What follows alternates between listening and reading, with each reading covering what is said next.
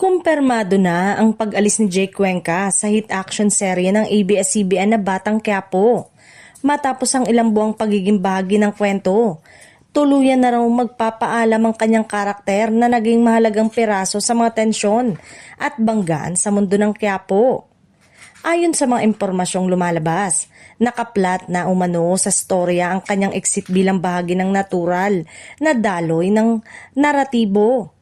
Hindi raw ito bigla ang desisyon kundi planadong bahagi ng mas malaking arc ng serye, lalo na't patuloy na pinapaigting ang mga bagong konflik at karakter sa kwento. Malaki ang naging epekto ng pagpasok ni Jake sa Batang Quiapo, mula sa matitinding eksena ng aksyon hanggang sa mga dramang kinapitan ng manonood. Marami ang pumuri sa kanyang performance at sa chemistry niya sa mga pangunahing karakter, lalo na kay Coco Martin na siyang bida at utak sa likod ng serye. Hindi rin naiwasan ang panghihinayang ng mga tagahanga, lalo na ng mga manonood mula pa sa unang paglabas ng kanyang karakter. Sa social media, trending ang pangalan ni Jake matapos lumabas ang balitang ito.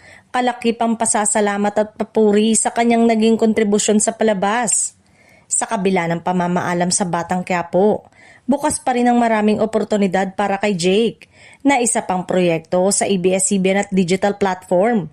Para sa kanyang mga taga-suporta, malinaw na hindi ito paalam sa industriya kundi isang bagong yugto lamang sa kanyang karera bilang aktor.